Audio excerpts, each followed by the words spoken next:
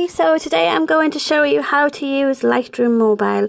I know there are loads of different apps you can use to edit your images on a mobile, but I really think that Lightroom is one of the best.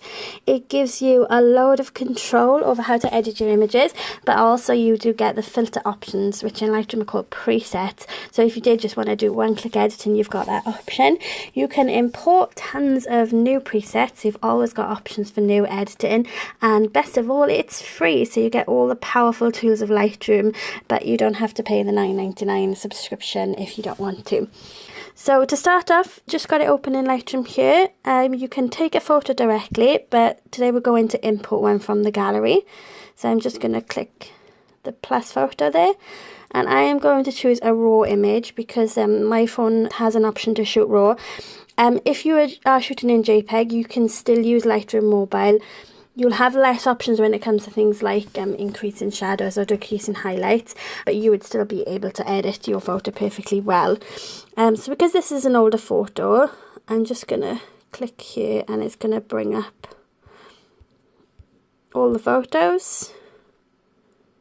So here it is. And if I click on there, then you can see all the options along the bottom, the options we have for editing. So I could simply do an auto edit. I can just click auto. That's what Lightroom is giving me, but I don't want to do that, so I'm going to click undo at the top. So Lightroom does already have some native filters. In Lightroom, filters are called presets, and you'll find these under the profiles tab. So if I click profile, I've got lots of different options for editing my image, and you can slide across to find them all, or you can use the drop down list to just select the ones that you want. So if I wanted a vintage look, I could just go straight to vintage. If there's any that I really like, I can just click on it and I can click the star, and then it's added it to my favourites list. So then I can select favourites and it'll bring up all my favourite edits there. And you can also adjust the preset, so you can make it stronger or less intense, like you could with any normal photo editing app on your phone. But that's not why I think Lightroom is so great.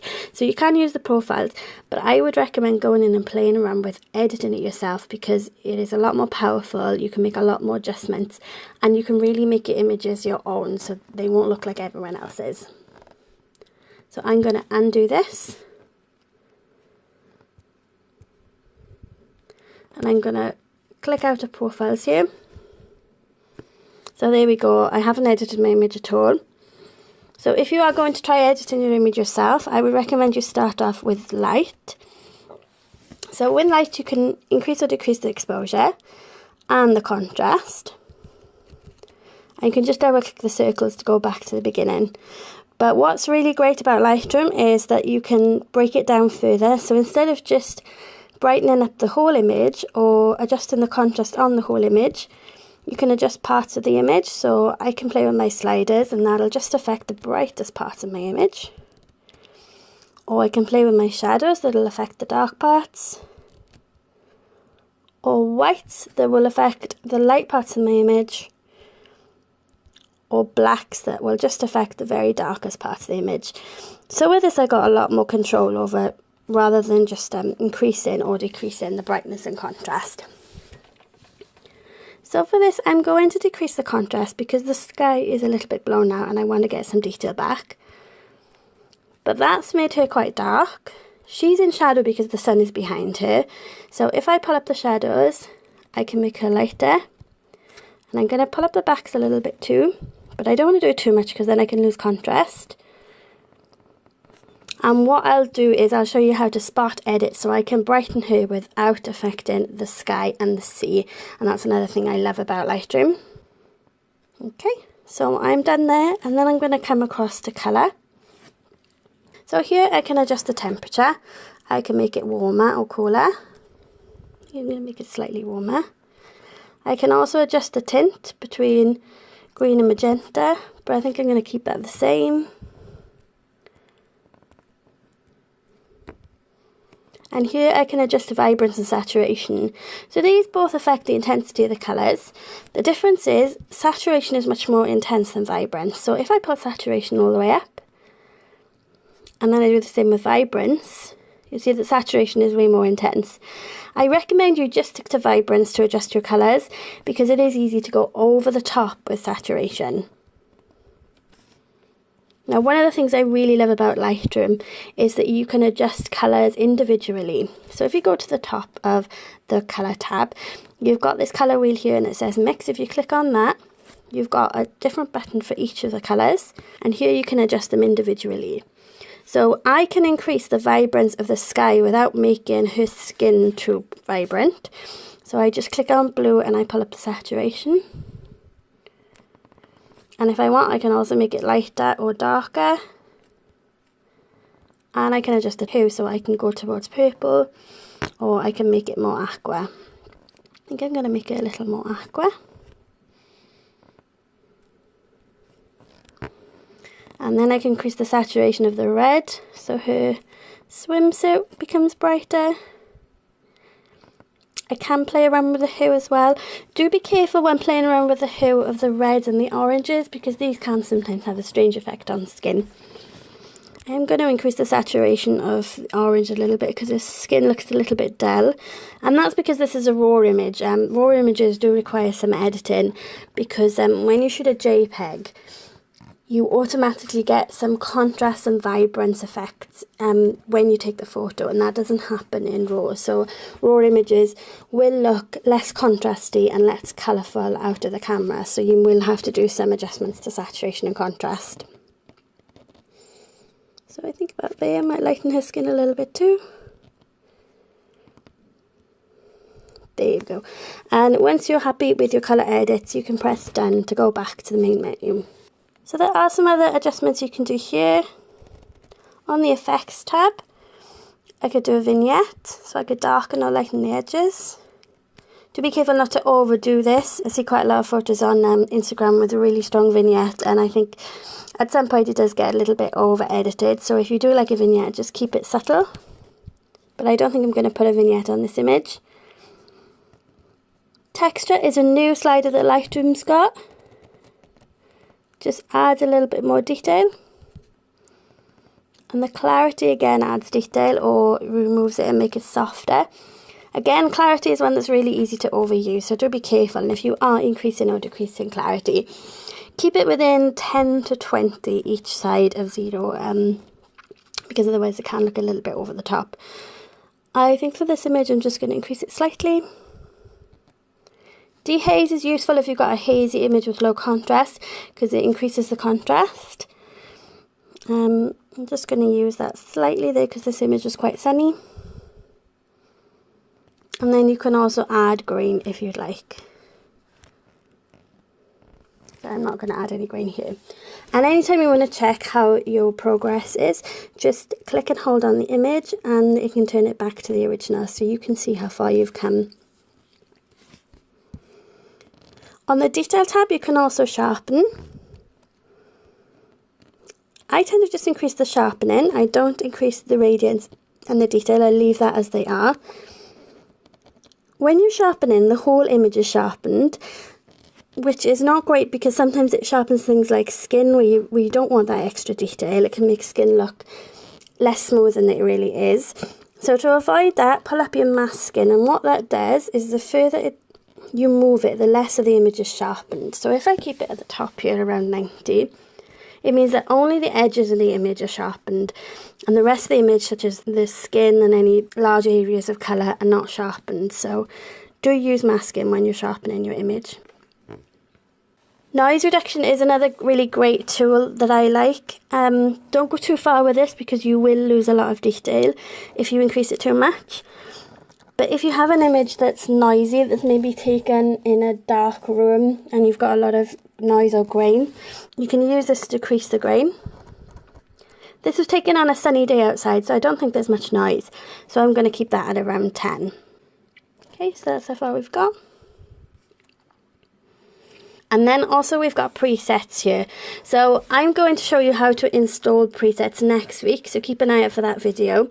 But presets are just like filters, but you can make them yourself. So if you edit an image and you really like the edit and you want to save it and use it on other images, you can create a preset here and save it and add it to new images. You can also get presets online. Some of them are free, some of them you need to purchase. So they're great if you see someone whose edits you particularly like, then you can purchase their presets and find out how they edit. Okay, I'm going to close that. So what I really like, I'm going to come over and show you here, is the fact that you can remove parts of an image and tidy up things like blemishes or unwanted objects in the background. So here we've got someone standing in the sea, and I'm going to remove this person. Just going to zoom in a little bit. And I'm going to go to the healing tab. So I've got this little plaster or band-aid icon, or I've got this stamp. I'm going to use the band-aid, that's the healing brush tool. So I can check a small brush, so that's that size, or a larger brush, or I can erase. So I'm going to choose the small brush, and I'm going to paint over the object that I want to remove. And you see it goes red when I'm painting. Make sure that the entire object is covered. Okay, and then what happens is Lightroom is going to guess what I want to replace this with. So, and I can move it around if I'm not happy with it until I get something I'd like. So I need to make sure that my horizon is lined up. Okay.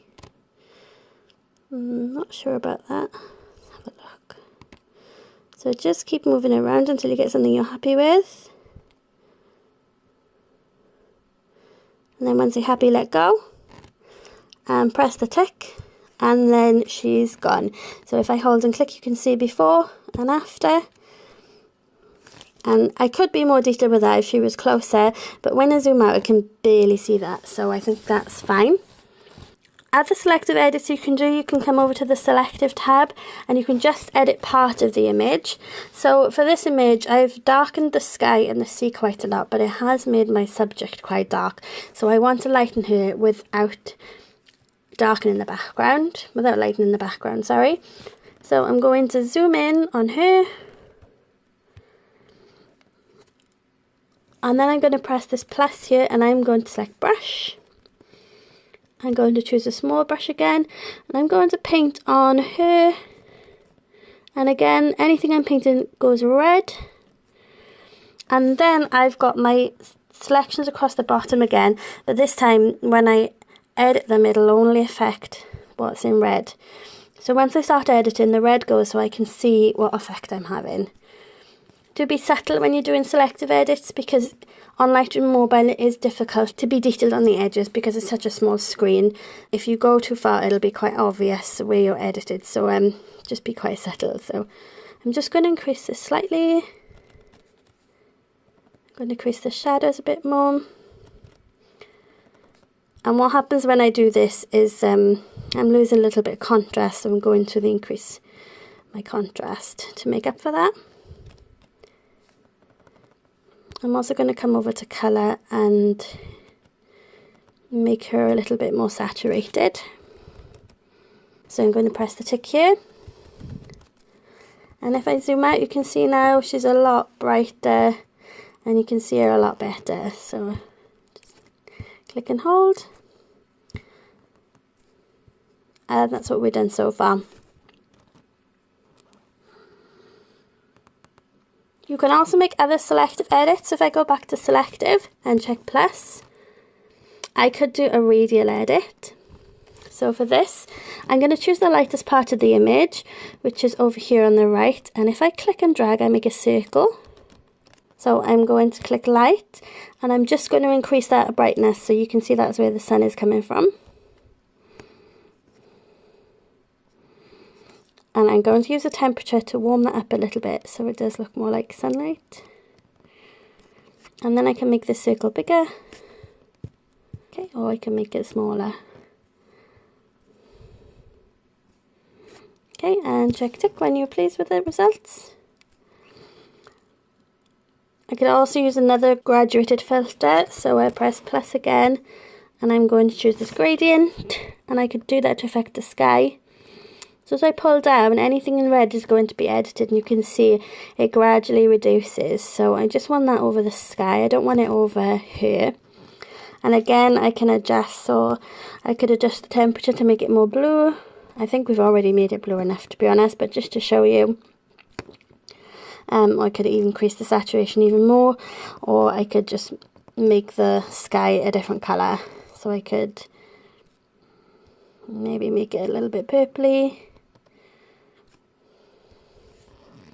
And then press check when you're done. So that's it. Have a play around. It's a little bit more of a learning curve than just pressing a filter, but as you can see, it's way more powerful, and particularly for those images where you do need to do a little bit of spot editing and change colours selectively, Lightroom is a really powerful tool. If you use this and you get some good images, please post them on Instagram and use hashtag #MamaCameraClub so we can all have a look. Thanks.